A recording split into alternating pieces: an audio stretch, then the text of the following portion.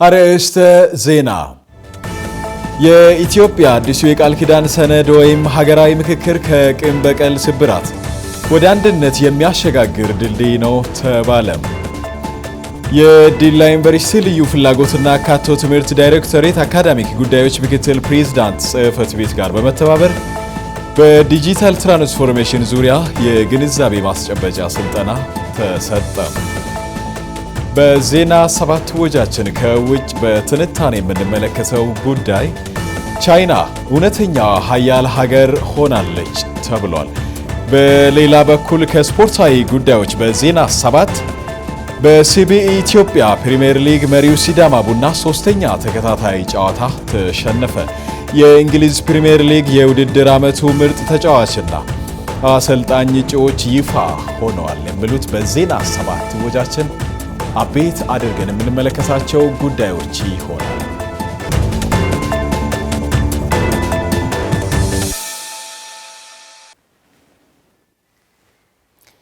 ሰላምን እንሻማ። በያላችሁበት ጤናና ሰላም ለእናንተ ይሁን። ከገዶ ቴሌቪዥን የዜና 7 ወጃችንን ከመላው ስቱዲዮ ባለሙያዎች ጋር በመሆን እኔ መስፍን አለሙ ይዤላችሁ ቀርቤያለሁ። አሁን የጠቆምናችሁ ጉዳዮች አቤት ሲሆኑ በዜና 7 የተለያዩ ጉዳዮችን ተመልክተናል። ቆይታችሁን ከኛ ጋር እንድታደርጉ እንጋብዛለን። በቀዳምነት አጫጭር ዘገባዎችን እነሆ። ጠቅላይ ሚኒስትር ዶክተር አብይ አህመድ የጻፉት የመደመር መንግስት መጽሐፍ የአረብኛ ትርጉም ተመርቋል። በአቡዳቢ የተመረቀው ይህ መጽሐፍ በመካከለኛው ምስራቅ የሚገኙ ሁሉም አረብኛ ተናጋሪ ሀገራትና ህዝቦች ኢትዮጵያ በመደመር መንግስትና ፍልስፍና እያራመደች የምትገኘውን የፖለቲካ የኢኮኖሚና የለውጥ እንቅስቃሴ ትልሞች በጥልቀት እንዲገነዘቡት ዓላማ ያደረገም ነው ተብሏል። በመጽሐፉ ምረቃ ስነ ስርዓት ላይ ተገኝተው መልእክት ያስተላለፉት በተባበሩት አረብ ኤምሬትስ የኢትዮጵያ ባለሙሉ ስልጣን አምባሳደር ዶክተር ጀማል በከር በጠቅላይ ሚኒስትር ዶክተር አብይ አህመድ የተጻፈው የመደመር መንግስት አረብኛ ትርጉም እውን መሆን በኢትዮጵያና በተቀረው የአረቡ ዓለም በኩል ያሉ የጋራ ጥቅሞችን አስተሳስሮ ለማስቀጠልና የጋራ ጥቅሞቻችንን ለማስጠበቅ እንደሚያግዝም ተናግረዋል። የተባበሩት አረብ ኤምሬትስ የውጭ ጉዳይ ሚኒስትር ዴኤታ ሼክ ሻክቡት ቢን ናሂያን አልናሂያን መጽሐፉ በአረብኛ ቋንቋ ተተርጉሞ መቅረቡ በኢትዮጵያና በተባበሩት አረብ ኤምሬትስ መካከል የቆየውን ወዳጅነት የበለጠ እንደሚያጠናክረውም ገልጸዋል። በምረቃ ስነ ስርዓቱ ላይ የሀገሪቱ ሚኒስትሮች፣ አምባሳደሮች፣ ዲፕሎማቶችና የኢትዮጵያ ኮሚኒቲ አባላት ታድመዋል። የኢትዮጵያ ብሮድካስቲንግ ነው የዘገበው።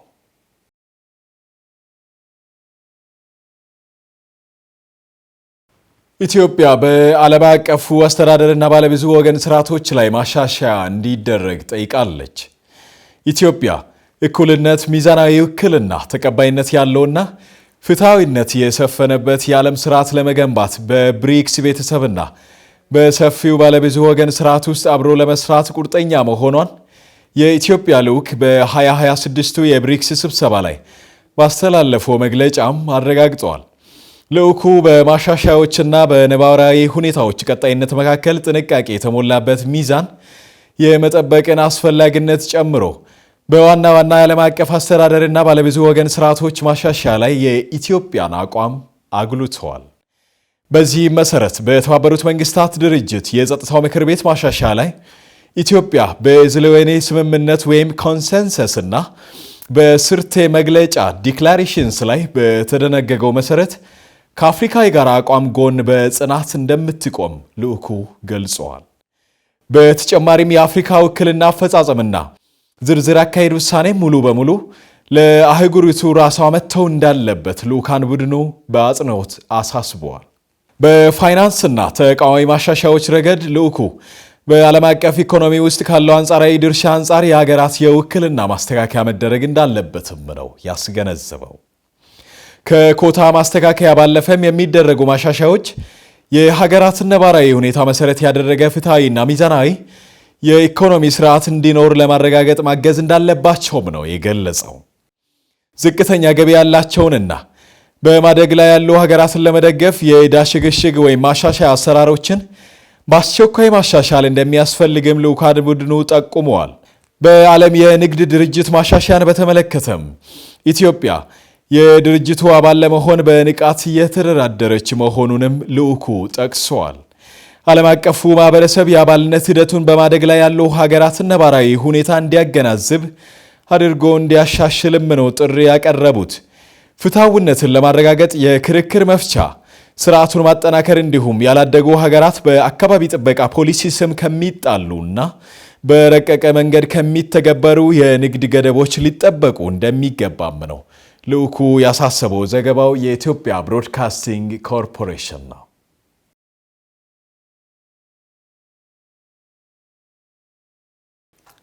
ከውጭ አሜሪካ በኪዩባ የጣለችውን የነዳጅ እገዳ ተጽዕኖን ለማቃለል የ100 ሚሊዮን ዶላር ድጋፍ ለማድረግ እንደምትፈልግ ከገለጸች በኋላ የሲአይኤ ዳይሬክተር ጆን ራትክሊፍ በሃቫና በሚገኘው የሀገር ውስጥ ጉዳይ ሚኒስቴር ከኪዩባ አቻቸው ጋር ተገናኝተዋል።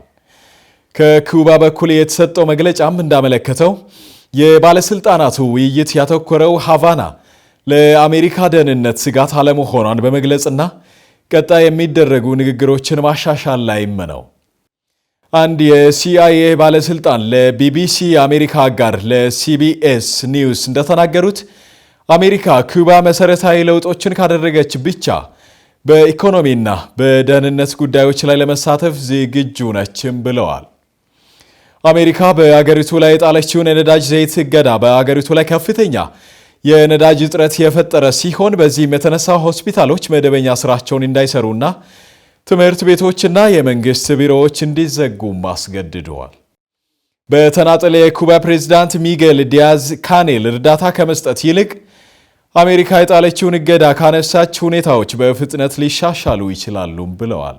በስብሰባው ላይ የተገኙት የቀድሞ ፕሬዝዳንት ራውል ካስትሮ የልጅ ልጅ ራውል ሮድሪጌዝ ካስትሮ የሀገር ውስጥ ጉዳይ ሚኒስትር ላዛሮ አልቫሬዝ ካሳስ እና የኩባ የስለላ ኃላፊ መሆናቸውን የሲአይኤ ባለስልጣናት ለሲቢኤስ ተናግረዋል። የልዑካን ቡድኑ የፕሬዝዳንት ትራምፕን መልእክት በግልጽ ለማድረስ ወደ ሃቫና ማቅናቱን የሲአይኤ ባለስልጣን ነው የተናገረው። በስብሰባው ወቅት ዳይሬክተር ራትክሊፍ እና የኩባ ባለስልጣናት የስለላ ትብብርን፣ የኢኮኖሚ መረጋጋትንና የደህንነት ጉዳዮችን ተወያይተዋል። ሁሉም ኩባ በምዕራባዊ ንፍቅ ክበብ ውስጥ ለተቃዋሚዎች አስተማማኝ መሸሸጊያ መሆን እንደማትችል ተግባብተዋል ሲሉ ባለስልጣናቱ አክለዋል። ቢቢሲ ነው ጉዳዩን የዘገበው።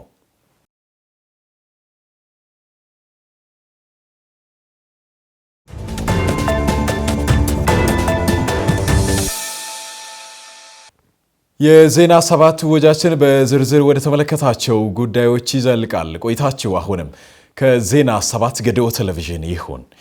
የኢትዮጵያ አዲሱ የቃል ኪዳን ሰነድ ወይም ሀገራዊ ምክክር ከቂም በቀል ስብራት ወደ አንድነት የሚያሸጋግር ድልድይ ነው ተብሏል።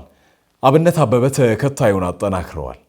ቂምን አዝሎ መሮጥ መድረሻው ገደል ነው እንዲሉ ኢትዮጵያ ላለፉት ዘመናት በታሪካዊና መዋቅራዊ ስብራቶች ውስጥ የቆየችው ያለፈውን ቁስል በዝምታ ሸፍኖ ነገን በጠመንጃ አፈሙዝ ለመቅረጽ በመሞከሯ ነው። ዛሬ ግን ይህንን የጥፋት አዙሪት የሚሰብር አዲስ የታሪክ ምዕራፍ ተከፍቷል። መንግስት እንደ ትልቅ የሰላም ምሰሶ የተጠቀመበትና ትናንትን በሽግግር ፍትህ የማረም ነገን ደግሞ በሀገራዊ ምክክር የመገንባት ስትራቴጂ ሀገራችን ለዘመናት ስትጠብቀው የነበረው የሰላም ድልድይ ነው። ያለፉ በደሎችና ግጭቶች ሳይታረሙና ተገቢ ፍትህ ሳይሰጥ ወደፊት ለመጓዝ መሞከር የቆሰለን እግር ሳይታከሙ ለሩጫ እንደመዘጋጀት ይቆጠራል። የሽግግር ፍትህ ያለፈውን ሸክም የሚያቀል ሲሆን ሀገራዊ ምክክር ደግሞ የነገውን መንገድ የሚጠርግ በመሆኑ ሁለቱ ሂደቶች የማይነጣጠሉና ተደጋጋሚ የሰላም መሳሪያዎች ናቸው። ኢትዮጵያ የበርካታ ማንነቶችና ጥንታዊ ሴቶች ባለቤት ብትሆንም በታሪክ አጋጣሚ የተቀነቀኑ የበደል ትርክቶች ለሀገረ መንግስት ግንባታ ትልቅ ፈተና ሆነው ቆይተዋል። ይህንን ስብራት ለመጠገን የተወጠነው ሀገራዊ ምክክር ግን ልዩነቶች በጠረጴዛ ዙሪያ በሰለጠነ መንገድ እንዲፈቱ የሚያስችል ብቸኛው አማራጭ ነው። ምክክሩ ለካስ ስለ ሀገሬ እኔም መምከር እችላለሁ፣ ለካስ የኔም ድምጽ ይሰማል የሚሉ ዜጎች ወደ ምክክሩ ቀርበዋል። ከወረዳ እስከ ፌደራል፣ ከሀገር ውስጥ እስከ ባህር ማዶ ያሉ ኢትዮጵያውያን በአንድነት ቁጭ ብለው በጋራ እንዲመክሩ መደረጉ ሂደቱን ምን ያህል አካታችና ተአማኒ እንደሆነ ማሳያ ነው። የተበታተኑ ሀሳቦች ወደ አንድ የጋራ አጀንዳ መምጣታቸው ለሀገራዊ መግባባት የጸና መሰረት ይጥላል። ሀገራዊ የምክክር ኮሚሽን አጀንዳዎችን በማሰባሰብ ረገድ ያከናወናቸው ተግባራት ለዲሞክራሲ ስርዓት መጎልበት ትልቅ ፋይዳ አላቸው። በቅርቡ በአማራ ክልል በትጥቅ ትግል ላይ የነበሩ ወገኖች ሰላምን መርጠው ወደ ምክክር መድረኩ መምጣታቸው የሐሳብ የበላይነት ከጠመንጃ ኃይል እንደሚበልጥ በተግባር ያሳየ ስኬት ነው። ዛሬ ላይ የምናደርገው ምክክር የነገዋን ኢትዮጵያ እጣ ፈንታ ይወስናል። የቂም ቁርሾን ለትናንት ትተን በፍቅርና በውይይት የምትመራም ለልጆቻችን የምትመችና በሁለንተናዊ ብልጽግና የደመቀች ኢትዮጵያን መገንባት የትውልዱ የቤት ስራ ነው። በዋና ዋና ሀገራዊ ጉዳዮች ላይ የሚደረገው ታላቁ ጉባኤ ሲጀመር እያንዳንዱ ዜጋ ሂደቱን በባለቤትነት ልደግፈውና ልትሳተፍበት ይገባል። የሀገራችንን ሰላም በጋራ ጥረት በምናጸናበት ወቅት ላይ እንገኛለን። ኢትዮጵያ ልዩነቶቿን በሰለጠነ ባህል የምትፈታ ሀገር እንድትሆን ይህ ታሪካዊ የምክክር ጅማሮ ወደ ስኬት እንዲሻገር ሁላችንም የሰላም ጀግኖች ልንሆን ይገባል። ነገ ለልጆቻችን የምናወርሰው ሀገር በዛሬው ምክክራችንና በምናሳየው መቻቻል ላይ የተመሰረተ በመሆኑም ይህንን ወርቃማ ዕድል መጠቀም የታሪክ አደራ ነው። ዘገባውን ከኢትዮጵያ ብሮድካስቲንግ ኮርፖሬት አገኘን። የኢትዮጵያ ወንጌላዊት ቤተክርስቲያን መካነ ኢየሱስ ልማትና ማህበራዊ አገልግሎት ኮሚሽን ደቡብ ሲኖዶስ ቅርንጫፍ ጽሕፈት ቤት በ2.2 ሚሊዮን ብር በላይ ወጪ በማድረግ በወናጎና በይርጋ ጨፌ ወረዳ ለሚገኙ ከ3000 በላይ የህብረተሰብ ክፍሎች ተጠቃሚ የሚያደርግ የንጹህ መጠጥ ውሃ ፕሮጀክት አስመርቆ ለአገልግሎት ክፍት አድርገዋል። በኢትዮጵያ ወንጌላዊት ቤተክርስቲያን መካነ ኢየሱስ ልማትና ማህበራዊ አገልግሎት ኮሚሽን ደቡብ ሲኖዶስ ቅርንጫፍ ጽሕፈት ቤት ኃላፊ አቶ ተድላ አረጋ ቤተክርስቲያኗ የህብረተሰቡን ማህበራዊ ችግር ለመቅረፍ በነደፈቻቸው ፕሮጀክቶች የንጹህ መጠጥ ውሃ አንዱ መሆኑን አንስተው ከ3000 በላይ የህብረተሰብ ክፍሎችን ተጠቃሚ የሚያደርግ ፕሮጀክት መሆኑንም ገልጸዋል። ቤተክርስቲያኗ በቀጣይም የንጹህ የመጠጥ ውሃን ጨምሮ የአካባቢ ስነ ምህዳርን ጠብቆ የማህበረሰቡን ችግር ፈቺ በሆኑ ፕሮጀክቶች አጠናክሮ ይቀጥላል ነው ያሉት። ያው አንደኛ ወንጌል ነው። ወንጌልን ስንሰራ በሁለቱም አንግል ነው የምንሰራውና ኢየሱስ ክርስቶስን ወንጌል ስንሰራ ሁለቱንም ነው የምታደርሰው።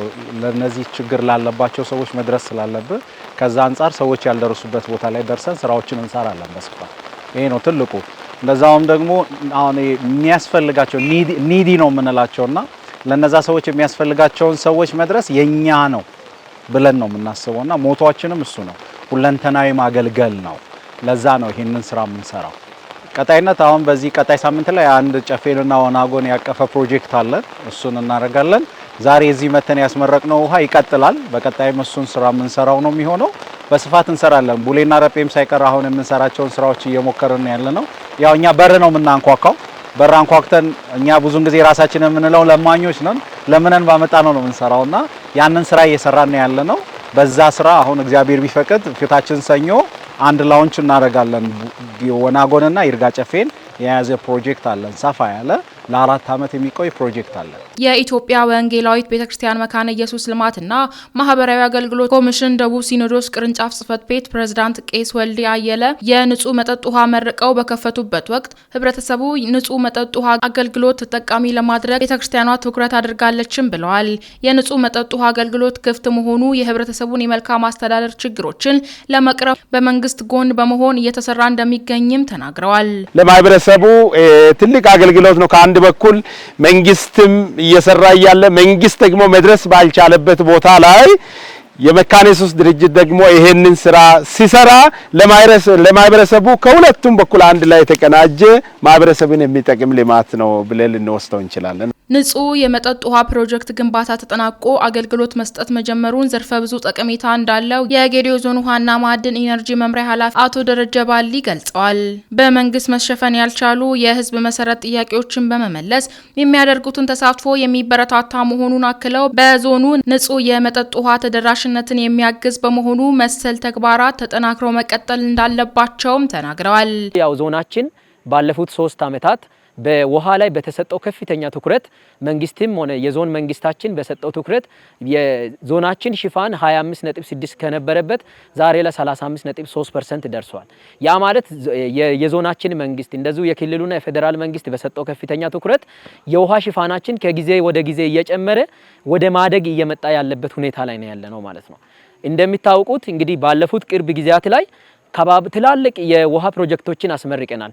ለአብነትም የዲላ ከተማ ውሃ እንደዚሁ ደግሞ የገደብ ከተማ ቅርብ ጊዜም እንደሚታወቁት የጨለለቅጡ ከተማ ውሃንና ሌሎችም አሁንም ለመመረቅ የደረሱ እንደዚሁ ደግሞ በቅርብ ጊዜያት ላይ ከ18 በላይ የውሃ ተቋማትንና ከ80 በላይ ምንጮችን በዞናችን ውስጥ ተገንብቶ ለህዝባችን ንጹህ መጠጥ ውሃ እንዲደርስ የማድረግ ስራ በዞን መንግስትና በተለያዩ ድጋፍ እየተሰራ ያለበትና የተሰራ መሆኑን ለመግለጽ ፈልጋለሁ። እንደዛም ሆኖ ግን ያለንበት የውሃ ሽፋናችን 35.3% በመሆኑ በርካታ ጉድለቶች ይኖራሉ ማለት ነው። መንግስት ያለውን የውሃን ክፍተት ሽፋን ለማድረግ የውሃውን ጉድለትን ለመሸፈን የተለያዩ በጀቶችን በማፍሰስ የዞን መንግስት ባለፉት 3 ዓመታት ከፍተኛ ትኩረት አድርጎ በርካታ ሀብቶችንና በርካታ ሚሊዮኖችን አፍሶ ብዙ የመጠጥ ውሃ ተቋማቶች ተመርቋል። አሁንም እየተመረቁ ይገኛሉ። ሆኖም ግን ሽፋናችን ዝቅተኛ በመሆኑ በመንግስት ብቻ መሸፈንና ያንን ከቨር ማድረግ አንችልም። ስለዚህ እንደዚህ አይነት ልማት ድርጅቶች በጣም ያስፈልጉናል ማለት ነው። ይሄ መካነ ኢየሱስ ልማት ድርጅት ዛሬ የጀመረ አይደለም። ስለዚህ ዞናችንን በመጠጥ ውሃ ብቻ ሳይሆን በሌሎችም በልማት ስራዎች ከፍተኛ ድጋፍ እያደረገ እስከ ዛሬ ድረስ እገዛዎችን እያደረገ መጥቷል። የመጠጥ ውሃ ተደራሽነት ላይ የሚታዩ ክፍተቶችን ለመሙላት ሲኖዶሱ ያበረከተው ተግባር የሚመሰገን መሆኑን ገልጸው የመንግስታዊ ያልሆኑ ድርጅቶች በመንግስት በጀት መሸፈን በማይችሉት ጉዳዮች ላይ ትኩረት ማድረጋቸው የሚመሰገን ነው ሲሉም ተናግረዋል። አሁን እንደ ወረዳ ሰፊ የህዝብ የውሃ ጥያቄ አለብን። ውሃ ንጹህ ውሃ የመጠጥ ውሃ ከ34% በላይ አይደለንም። ብዙ ፐርሰንት ውሃ ንጹህ ውሃ ማቅረብ ይጠበቅብናል። መንግስት ብቻውን ደግሞ ምንም ሊያመጣ አይችልም። እነዚህ ግብረሰናይ ድርጅቶች ወይም ደግሞ መንግስታዊ ያልሆኑ ድርጅቶች ከመንግስት ጋር ተቀናጅተው ሲሰሩ ብዙ ጥያቄዎችን ነው የሚመልሱት። እኔ በጣም ነው ደስ ያለኝ። እንደ ዘንድሮ አሁን እኛ አልፈተናቸውን ብዙ ቦታ እንደዚህ ተመሳሳይ ውሃዎች ተመርቋል። እዚህም አካባቢ 3 የተገነባ ምንጭ ነው እየተመረቀ ያለውና ይሄ ትልቅ ደስታ ነው። በግራቪቲ የመጣ ነው ምንጭ እንደገና ከዚህም ትንሽ ተወሰነ ሜትሮች ራቅ ብሎ ያለው አንድ ፓምፕ ጭምር ሰርቶ በጥራት ህዝቡ እንዲጠቀም ጭምር ለማድረግ ያደረገበት ተጋድሎ እጅግ ሊመሰገን የሚገባ ነው። ከጅማሮ አንፃር የነበሩ ብዙ ቻሌንጆች ነበሩ። እኛም ፌስ የሚያደርጉትን ቻሌንጆች በቅርበት ሆነ የተከታተልን ነበር። ፋይናንሻል ቻሌንጅ ነበር። አንዳንድ ደግሞ ያለው የወዘር ሁኔታውም የአካባቢው ሁኔታውም እነዚህ ነገሮች በጣም ቦታውን ማስፈቀድ ብዙ ቻሌንጆችን አልፎ ዛሬ ላይ በእንደዛ አይነት ሁኔታ ለምረቃ መብቃቱ ትልቅ ሊመሰገን ድርጅቱም እጅግ ሊመሰገን የዚህ የመካነ ኢየሱስ አጋርነትም ደግሞ በህብረተሰቡ ልብ ውስጥ እንዲቀር የሚያደርግ ነገር ነው። የዲላ ዩኒቨርሲቲ የልዩ ፍላጎትና አካቶ ትምህርት ዳይሬክቶሬት አካዳሚክ ጉዳዮች ምክትል ፕሬዝዳንት ጽሕፈት ቤት ጋር በመተባበር በዲጂታል ትራንስፎርሜሽን ዙሪያ የግንዛቤ ማስጨበጫ ስልጠና ሰጥተዋል። ልዩ ፍላጎት ያላቸውን የማህበረሰብ ክፍሎች የልማት አካል በማድረግና በማሳተፍ መስራት እንደሚያስፈልግ የተገለጸ ሲሆን ሰልጣኞች ባገኙት ስልጠና መሰረት አካታችነት በማጠናከር የልዩ ፍላጎት ጉዳይ የኔ ነው በማለት መስራት እንዳለባቸውም ነው የተገለጸው። ሰኒያ መሐመድ በዩኒቨርሲቲው ላሉ ለኮሌጅ ዲኖች፣ ዳይሬክተሮች፣ ለትምህርት ክፍል ኃላፊዎችና ለባለድርሻ አካላት በዲጂታል ትራንስፎርሜሽን ዙሪያ ስልጠና ተሰጥቷል። የዲላ ዩኒቨርሲቲ አካዳሚክ ጉዳዮች ምክትል ፕሬዝዳንት ዶክተር ታምራት በየነ በወቅቱ እንደገለጹት የልዩ ፍላጎት ጉዳይ የሁላችንም ነው በማለት ዩኒቨርሲቲው የተግባር ተኮር ትምህርት ተቋም እንደመሆኑ መጠን ልዩ ፍላጎት ያላቸው ተማሪዎች በዲጂታል ቴክኖሎጂ ውጤታማ እንዲሆኑ ለማድረግ ታስቦ የተዘጋጀ መሆኑን ተናግረዋል። ዲጂታል ትራንስፎርሜሽን ሰፊ ፋይዳ አለው ብለን ነው የምናስበው። ከዚህ በፊት ሲሰጥ የነበረው እንደምታወቀው በተለምዶ የትምህርት አሰጣጥ ስርዓት በሌክቸር ቤዝድ የሆነ ለሁሉም አንድ አይነት አሰጣጥ ነበር በአብዛኛው ሲሰጥ ነው። ከዚህ አልፎ ማየት የተሳነው እንዴት አድርገን ነው ቴክኖሎጂውን ተጠቅመን ተመሳሳይ መምህር የሚያስተምራቸውን ነገሮች አድሬስ ማድረግ የምንችለው፣ መስማት የተሳነው እንዴት አድርገን ነው በኦዲዮም በሌሎች መመለከት ቋንቋዎች ቴክኖሎጂን በመጠቀም ማገዝ የምንችለው። በተለያየ አሁን የእጅም ችግር ያለባቸው በተለያየ አካላት ችግር ያለባቸው ተማሪዎች ሊኖሩ ይችላሉ። እነዚህ ተማሪዎች በአንድ በኩል ተደራሽ ልናደርጋቸው ከምንችላቸው አንዱ መሳሪያ መካከል አንዱ ቴክኖሎጂ ነው። ልዩ ፍላጎት ላላቸው ተማሪዎች ቴክኖሎጂን በመጠቀም ጥራት ያለው ትምህርት ተደራሽ ለማድረግ እየተሰራ መሆኑን የገለጹት ዶክተሩ እንደ ሀገር ብሎም እንደ ተቋም ዓለም የደረሰችበት የዲጂታል ቴክኖሎጂን ተደራሽ ለማድረግና የመማር ማስተማር እንዲሳለጥ እየተሰራ እንደሆነም አስረድተዋል።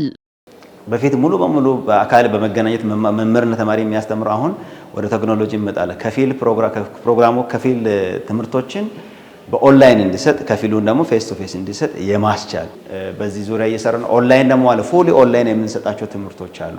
አንድን ፕሮግራም ሙሉ በሙሉ ባለበት ሆኖ ሰው እንዲማር እንዲከታተል የሚያደርግ ስራዎች በጣም እየሰራን ያለንበት አግባብ ነው ያለውና የዲላ ዩኒቨርሲቲ የልዩ ፍላጎትና አካቶ ትምህርት ክፍል ዳይሬክቶሬት ዳይሬክተር መምህር ዶክተር አባቡ ተሾመ ስልጠናው መምህራን አካታች ቴክኖሎጂን ተጠቅመው እንዴት ማስተማር እንዳለባቸው ግንዛቤ የሚፈጥር መሆኑን ገልጸዋል። አሁን ያለንበት ያው የ21ኛው ክፍለ ዘመን አብዛኛው አካታች ቴክኖሎጂ የቴክኖሎጂ ሽግግር የሚባለው ትልቁ አጀንዳ ሆኗልና ከዚህ አንፃር ወደ ኋላ የሚቀሩ ዜጎች አሉ። በተለይ ልዩ ፍላጎት ያላቸውና ተጋላጭ የህብረተሰብ ክፍሎች አሉ፣ ከቅድመ መደበኛ እስከ ከፍተኛ ትምህርት ተቋማት ያሉ። ስለዚህ እኛም እንደ ከፍተኛ ትምህርት ተቋም በተቋማችን ውስጥ የሚገኙ የተለያዩ የአካል ጉዳት ያለባቸው ብቻ አይደለም ልዩ ፍላጎት ያላቸውን ተማሪዎች መማር ማስተማሩ በምርምሩ በማህበረሰብ አገልግሎቱ በምንሰጠው አገልግሎት ቴክኖሎጂን ተደራሽ ከማድረግ አንፃር ግንዛቤ ለመፍጠር የታሰበ ነው። አክለውም ዲጂታል ቴክኖሎጂን ተደራሽ እንዲሆን ለማድረግ የተዘጋጀ መሆኑን አንስተው ሰልጣኞች በወሰዱት ስልጠና መሰረት ተግባራዊ ማድረግ እንዳለባቸውም አመላክተዋል። ሰልጣኞቹ ያው እንዳልነው ቀደም ተወክለው የመጡ ናቸው ከየኮሌጁ። እንግዲህ በተቋማችን እንኳን ወደ 1500 600 መምህራን ናቸው አሉ የሚባለውና ይህንን በየኮሌጁ በየትምህርት ክፍሉ የግማሽ ቀን ሊሆን ይችላል ወይም እንደው የአንድ ሰዓትም ይሁን ግንዛቤ መፍጠርና ቴክኖሎጂ አገዝ ስልጠናዎች የበለጠ በአንድ ጊዜ ብቻ ሳይሆን ተከታታይነት ባለው ታቅዶ የእቅዱም አካል በተለይ 2019ን የትምህርት እቅድ በምናቅድበት ወቅት የነዚህ የስልጠናው አካልን ማድረግ እንደሚጠበቅባቸው ነው የሚታሰበው። ስልጠናውን ሲሰጡ ያነጋገርናቸው የዲላ ዩኒቨርሲቲ የልዩ ፍላጎትና አካቶ ትምህርት ክፍል መምህርና ተመራማሪ ድንቁ በእጅጉ እንዳሉት ስልጠናው ልዩ ፍላጎት ያላቸውን ተማሪዎች በዲጂታል ትራንስፎርሜሽን ተደራሽ ለማድረግና ግንዛቤ እንዲያገኙ ለማድረግ ታስቦ እንደተሰጠም ተናግረዋል። ስልጠናችን ዋና ዓላማ ፎከስ የሚያደርገው ልዩ ፍላጎት ያላቸውን ልጆች አኮሞዴት የምናደርግበትን ዌይ ነው ማለት ነው። ተማሪዎቻችን በተለያየ ቦክስ ውስጥ ነው ሊኖሩ የሚችሉት። ኢንክሉሲቭ ፔዳጎጂ ላይ ስናስተምራቸው እነዚህን ሁሉንም ልጆች አድሬስ እናደርጋለን። ከዚህ ጋር በተገናኛ ደግሞ ዲጂታል ትራንስፎርሜሽኑ እንዴት አብሮ ይሄዳል። ያለንበት በ21ኛ ሴንቸሪ ነው። 21ኛ ሴንቸሪ ደግሞ ኤክስፔክት የሚያደርገው ነገር አለ። ስፔሻሊ ዩኒቨርሲቲ አስተማሪ ሲሆን እነዚህን ዲጂታል ቱሎችን በመጠቀም ለወደፊት እስከ ኢክላስሩም ክሬት እስከ ማድረግ ድረስ ዳስ ሚንስ የሁሉንም ፍላጎት ኢኳሊ አድሬስ ያደርጋል ብለን ስላመንበት ነው ይሄን ወርክሾፕ በዋናነት ያዘጋጀ ነውና የስልጠናው ተሳታፊዎች በበኩላቸው ከስልጠናው ግንዛቤ ማግኘታቸውን ተናግረው ከስልጠናው ያገኙትን ዕውቀት ተግባራዊ ለማድረግ እንደሚሰሩም ገልጸዋል። በግሌ በጣም ቁርጠኛ ነኝ። ለምን እኛ ጋር እንደ ዲፓርትመንት በየአመቱ በቅዳሜና እሁድም ስናስተምር ላይ በተለይም በክረምትና መደበኛ ተማሪዎች ላይ በየአመቱ ብዙ ጊዜ ይመጣሉ። ማለት በተለይ ማየት የተሳናቸው ልጆችን እናስተናግዳለንና ሁልጊዜም በምን መልኩ እነሱን ለማምጣት ወይም ደግሞ ለነሱ የተሻለ ነገር ለማድረግ ምን ይሻላል የሚል ነገር ነበረኝ እና ደግሞ አሁን እንደ አፕላይድ ሳይንስ ዩኒቨርሲቲው እየሄደ ያለበት ነገር ጥሩ ነውና ለነዚህ ልጆች ትልቅ እገዛ ያደርጋል። ቴክኖሎጂ በጣም አሲስት እንደሚያደርጋቸው ነው የተማርኩትና አክቹሊ እያስተማርኩ ነበር እነዚህ ልጆች ያሉበት ክላስና ግን ጸጥ ብዬ ኖርማሊ ነበር ማስተምረው። እነዚህ ልጆች በቴክኖሎጂ አሲስት ማድረግ እንደሚቻል ተምራለሁ። ሌሎችም መምህራን እዚህ ስልጠና የወሰዱት ፕላስ በየኮሌጃችን በየቢሮአችን ደግሞ ይሄን ነገር ኢምፕሊመንት ለማድረግ የሚያስፈልገውን ነገር ሁሉ እናደርጋለን የሚል እምነት አለ። ስፖርት የህዝብ አንድነትን ለማጠናከር ትልቅ ሚና እንዳለው ተገልጿል። ሻናን ዋቆ ያዘጋጀውን ዘገባ ይሳቅ አበበ በተከታይነት ይዟል። በዶማርሶ ማዕከል በጃላላና በካዮ ቡድን መካከል የእግር ኳስ ጨዋታ የተደረገ ሲሆን ዳራሮ ቀበሌ፣ ጨልባ፣ አዳሜና ቶቴቲ እንዲሁም ዶማርሶ ቀበሌያት ተሳትፈዋል። በመርሃ ግብሩም የተገኙት የጌዲዮ ዞን ዋና አስተዳዳሪ ዶክተር ዝናቡ ወልዴ በአንድነትና በመተሳሰር የሀገሪቱን ኢኮኖሚ ማሳደግ እንደሚቻል ተናግረዋል። ስፖርት የህዝብን አንድነት በማሳደግ ረገድ ትልቅ ሚና እንዳለው ያነሱት አስተዳዳሪው ሁሉም ማህበረሰብ በስፖርት ፍቅርን ማሳየት እንዳለባቸው አንስተዋል። የይርጋ ጨፌ ወረዳ አስተዳዳሪ አቶ ዳውት ቡኔ በበኩላቸው በጃላላና በካዮ መካከል የተደረገው ጨዋታ የመተሳሰብና የአንድነት መሆኑን ተመልክተናል ሲሉ አብራርተዋል። በመተሳሰር የአገሪቱን እድገት በአንድነት ማጎልበት እንደሚቻልም አቶ ዳውት ገልጸዋል። የይርጋ ጨፌ ወረዳ ብልጽግና ፓርቲ ቅርንጫፍ ጽሕፈት ቤት ኃላፊና የመንግስት ዋና ተጠሪ አቶ ዘሩን አሰፋ እንደተናገሩት ስፖርት የህብረተሰብን አንድነትና ፍቅርን ለማጠናከር ጉልህ ሚና እንዳለው ተናግረዋል። አቶ ዘሩን አክሎም ስፖርት ሰላምን ለማምጣትና ህብረተሰቡ ውስጥ መቻቻልንና መቀራረብን ለመፍጠር እንደሚያግዝ ጠቁመዋል። እንደ ወረዳው የተጀመረው የስፖርት እንቅስቃሴ ተጠናክሮ መቀጠል አለበትም ብለዋል። ስፖርት ለሰላም፣ ስፖርት ለአንድነት፣ ስፖርት ለመደመር፣ ስፖርት ለጤንነት የሚያስፈልግ ከመሆኑም መነሻ ትልቅ ግብ አድርገን ነው ዛሬ ላይ በዚህ በይርጋ ጨፌ ወረዳ በዶማርሶ የወጣቶች መዝናኛ ማዕከል ላይ ሜዳ ላይ እየተደረገ ያለው ስፖርት ትልቅ የራሱ የሆነ መልእክት ያለው ነው። ከዚህ አንጻር ህዝቡ ስፖርትን ባህሉ አድርጎ ለጤናው፣ ለአንድነቱ፣ ቀጣይ ለሰላሙ ትልቅ መሰረት መጣል አለበት የሚል ፋይዳ እንዳለውም ጭምር ስለተገነዘብን ነው የዛሬውን ስፖርት እዚህ በእነዚህ በሁለቱ ቀበሌዎች የተጀመረው። ነገ ቀጥሎ ቀሪ ብዙ ክላስተሮች ላይ እናስቀጥላለን ብለን እየሰራን ነው ያለነው። ማህበረሰብ አንድነትን ያጠናክራል። ለምሳሌ እዩት፣ እዚህ ጋር ሜዳ ላይ ሁሉ የሞላ ህዝብ በእረፍት ሰዓቱ ለስፖርት ፍቅር ስላለው መጥቷል። ልጆቹን እየደገፉ ነው። አንድነትን እረፍታቸውንም ጭምር ለጤናቸውም ጭምር ጥሩ ትምህርት እያገኙ ስለሆነ አንድነትን ያጠናክራል ስፖርት የሚል መልእክት ነው ያለን። የይርጋ ጨፌ ወረዳ ባህልና ስፖርት ጽሕፈት ቤት ኃላፊ አቶ ግዛቸው ጥላውን እንደተናገሩት ስፖርት የሰላም ማሳያ ስለሆነ ሁሉም የማህበረሰብ ክፍል ስፖርትን በመደገፍ ሰላምን ማረጋገጥ እንደሚገባም አንስተዋል። ስፖርት እንግዲህ ለሁላችንም ወሳኝና ጥሩ መልእክት ማስተላለፍ የምንችልባቸው ዘርፈ ብዙ ተግባራቶችን ሊያሳልጡልን የሚችሉ ስራዎችን የምናስተላልፍበት አንዱ መንገድ ስለሆነ ዛሬ ላይ በዚህ በዶማርሶ ስታዲየም ላይ 5 ቀበሌ አለ። በአንድ ክላስተር ውስጥ 5 ቀበሌ ስላለ ከ5 ቀበሌዎች መካከል 2 ቀበሌን አንድ ጋር በማገናኘት ሰፊ ስራዎችን እየሰራን ያለንበት አንደኛ ያው በዚህ ስፖርት ላይ አትኩረን እየሰራን ያለንበት ሰዎች በፍቅር ተሳስረው የትኛውም ተግባር በዋናነት ማሳካት በሚችሉበት መንገድ ላይ ቆሞ የትኛውም ስራ መስራት እንዲችሉ ዋና መንገድ ከፋሽ ነው በሚል ሐሳብ ይዘናል በእኛ ተቋም ላይ ስንወያይ።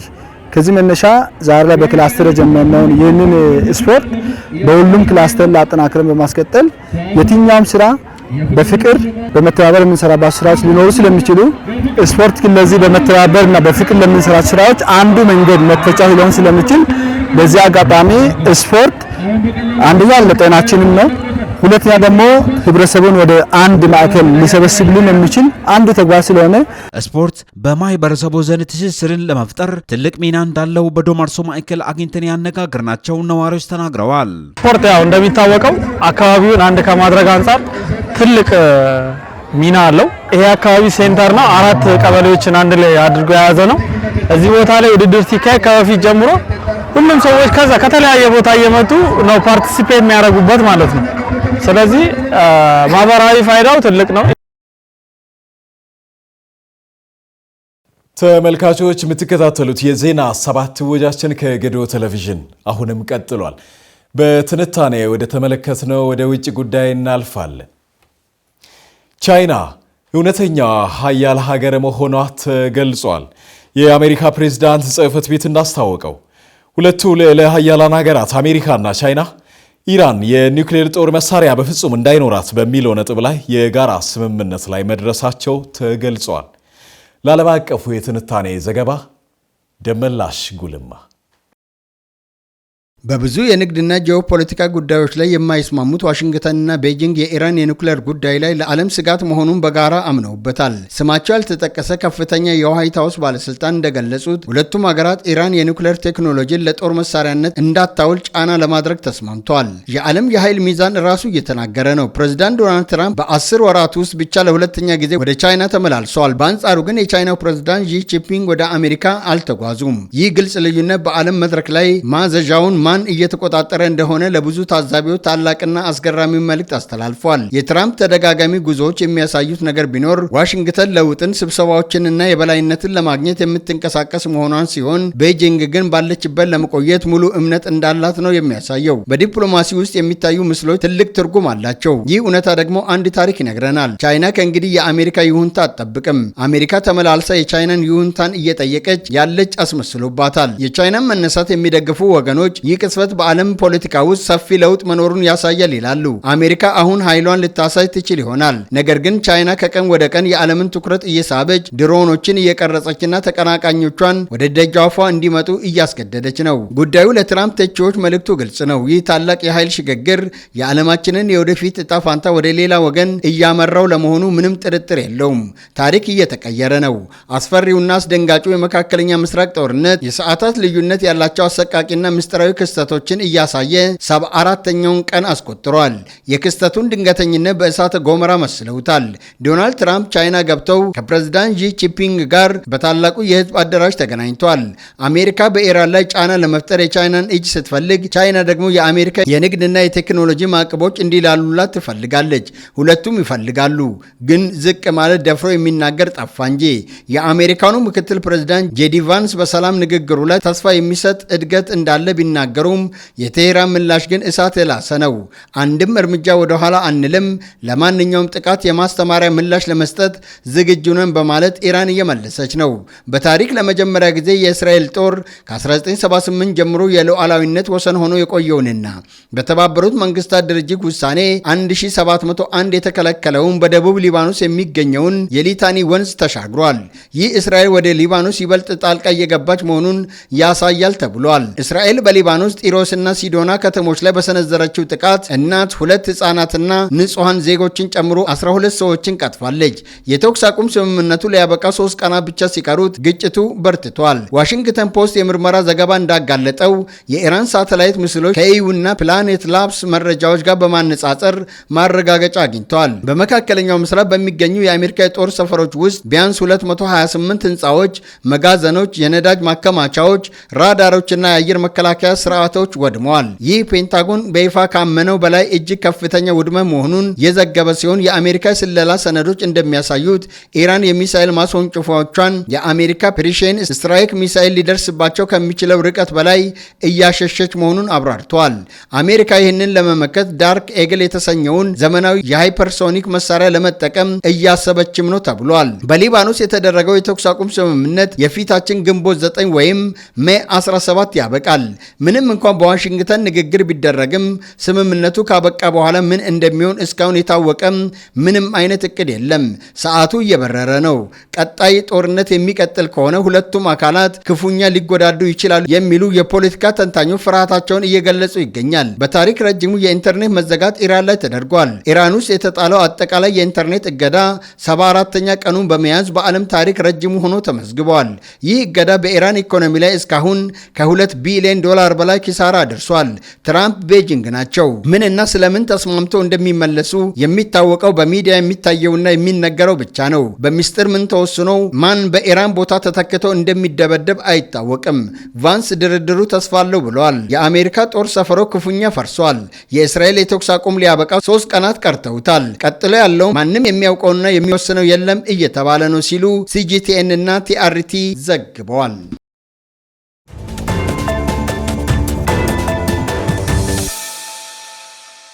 የዜና 7 ወጃችንን ከማጠቃለላችን በፊት አበይት ጉዳዮችን ልናስታውሳችሁ ነው።